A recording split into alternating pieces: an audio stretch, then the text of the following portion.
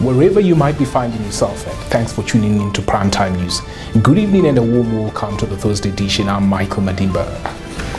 Making headlines in tonight's bulletin. Minister of Information and Communication Technology, P.M. Shilinga, earlier today officially launched the National Symbols campaign in Swakopmund. The minister emphasized the importance of the national symbols for Namibians and highlighted that under the Nationhood and National Pride program, the campaign aims to reinforce, promote and educate the public on the correct use of national symbols. The campaign also aims to enhance national identity, patriotism and pride amongst Namibians. Let's listen into a portion of the minister's address. This campaign aims to reinforce, promote and educate the public on the correct use of the national symbols and observation of the applicable standard protocols, therefore. The campaign aims to enhance national identity, patriotism, and pride among Namibians. Let me say something about national pride in relation to national identity. National identity promotes a sense of belongingness, patriotism, and mutual trust among nationals. National pride is the positive effect that the public feels towards their country due to their national identity, and it makes them determined to jealously safeguard the gains of their country. It is both the pride or sense of esteem that a person has for one's nation and the pride or self-esteem that a person derives from one's national identity. Prime Minister Sarah Madila officially launched the 6th National Development Plan, also known as NDP6, in the capital earlier today. She underscored the NDP6 significance and Namibia's planning journey as it marks the final plan to be implemented before 2030. Let's listen into a portion of the Premier's address. I am pleased that the approach for NDP6 formulation is integrated result-based planning with the aim to leverage synergies and avoid duplications and wastages in planning systems and achieve coordinated and mutual shared results. Coordination ensures prompt and timely delivery of public inputs in the production system of the country. I am glad to note that the UN system is providing support to Namibia to adopt and actualize the integrated national financing framework to scale up existing developmental financial flows and to identify and leverage non-traditional innovative forms of financing. NDP6 should consolidate these new realities into tangible results in terms of sustainable development, national development that is, national capacity developments in the form of acquisition of skills and knowledge and improved governance, employment, industrialization so as to develop national resilience of our economy also, and wealth creation that translates into improved welfare conditions for Namibians. NDP6, as we have heard, will be the last in the series towards Vision 2030, and it consolidates the foundation beyond 2030 towards SADC and AU Agenda 2050 and 2063, respectively. Moving on, the Ministry of Industrialization and Trade, in collaboration with the Ministry of Sport, Youth and National Service, as well as the National Youth Council of Namibia, convened a two-day workshop on the Africa Continental Free Trade Area Agreement Protocol on women and youth and trade. Our producer Diana Kawuta attended the workshop and filed this report. The African Continental Free Trade Area represents a historic opportunity for African countries to boost intra-continental trade, to drive economic growth, and to create jobs for millions of people. By now, I'm sure that many of us in the room must know what the African Continental Free Trade Area is, and we all know that it's an instrument of regional integration on the African continent through the gradual elimination of tariffs and other barriers to the intra-African trade of goods and services. On that regard, ladies and gentlemen, Namibia has identified key sectors where women and youth have a competitive advantage. I have related to some, and I want to accelerate more, from agriculture to aquaculture, to cosmetic, to textile. These are some of the sectors that we feel we have a competitive advantage. The Ministry of Industrialization and Trade concluded the first ever training on standards, with the main focus on good manufacturing practices that targets more than 30 operators in the cosmetic industry. And this was done in September 2022. On to bilateral relations. Serbia's ambassador to Namibia, Miloš Perisic, says there is need for Namibia and Serbia to strengthen cooperation in the areas of defense, education, agriculture, as well as information technology. We are working with everybody, and with all the African countries. We have developed relations, and we want to even continue our relations in all the fields: education, agriculture, IT sector, defense. Serbia is a very big producer and one of the strongest countries in the region in the field of defense. And we were lucky last week to be received by His Excellency Kapofi. We had a delegation from the defense industry from Serbia. In terms of geography, if somebody just mentioned US, Great Britain, maybe Sweden, everybody understands. But there are other countries too. Serbia is one of them. Namibia is another one of them. Simply because you are not big does not mean you don't exist.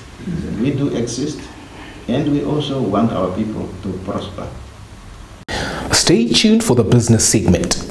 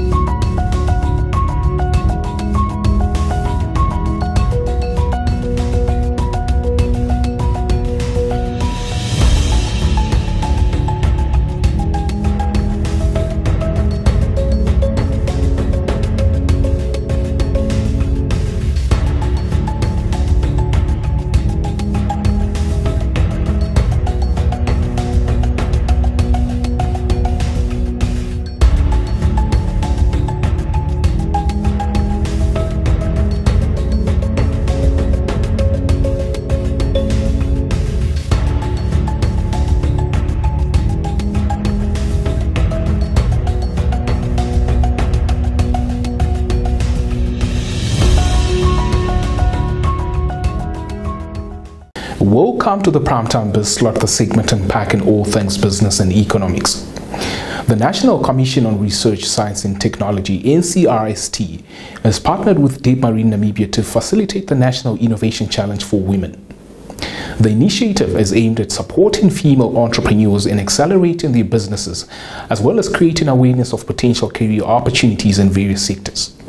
These include energy, water, nutrition and food security, value addition on natural resources, health, information and communication technology, as well as waste recycling.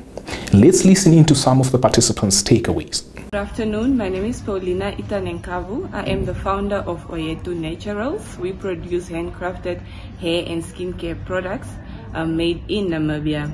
I'm currently at the country club. I'm attending the National Women Innovation Challenge. It's a great opportunity, and I just want to thank NCRST and Deb Marine for sponsoring. Hello everyone, my name is Christophine Kandre and I'm the founder of Tulande Online. Tulande Online is an e-commerce platform that seeks to increase the market size of its vendors. We take part in domestic and international trade. This year I'm part of the National Innovation Challenge for Women competition that's organized by NCRST and Deb Marine. My name is Lydia Ron. I am the founder or co-founder of Namibia Institute of Seed, a company that produces locally grown seed from local crops, which are organic and they are not genetically modified.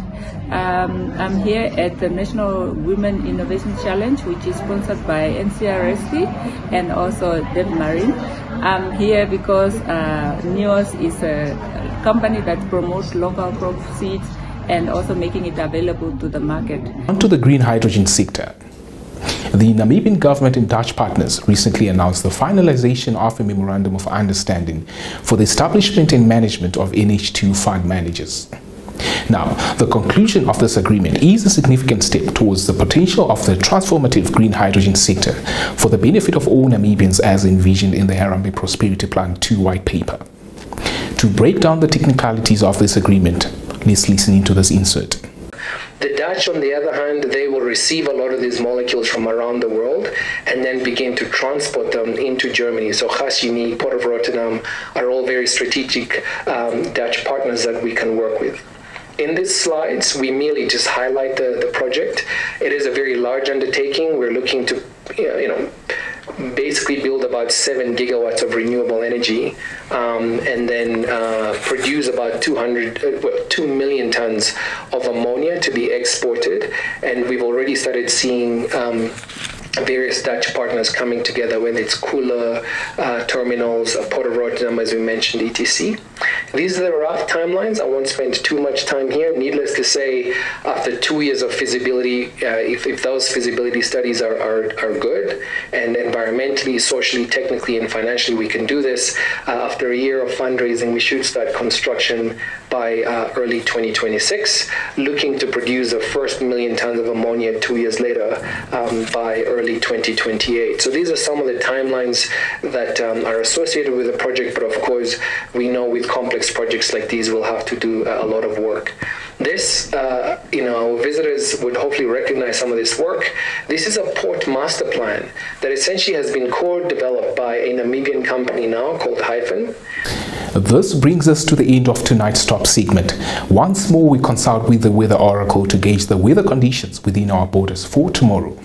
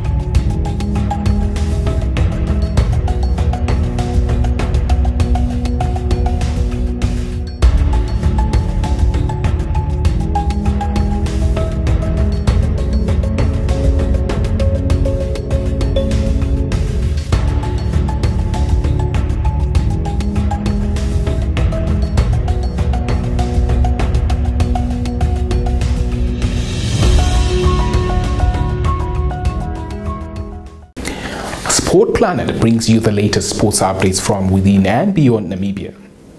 Our sports journalist Hesron Kapanga continues to do a sterling job, providing us with the latest action at the Special Olympics World Games in Berlin, Germany. He reports that Namibian cyclist Rodney Stu was on Wednesday crowned world champion in the 5-kilometer cycling event, while Finamakeni Hamutenya won a silver medal in the 1,500-meter race at the Games.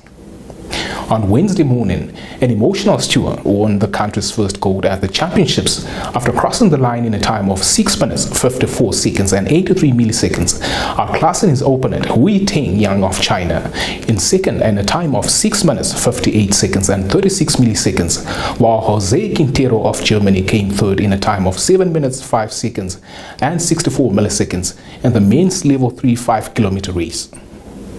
Meanwhile, Namibian middle distance runner Hamutenya added another silver medal to the team's medal haul after finishing second in the 1,500-meter run. A brilliant exploits to our Namibian contingent, and many thanks to Hesron for keeping us in the loop. On to some pool action.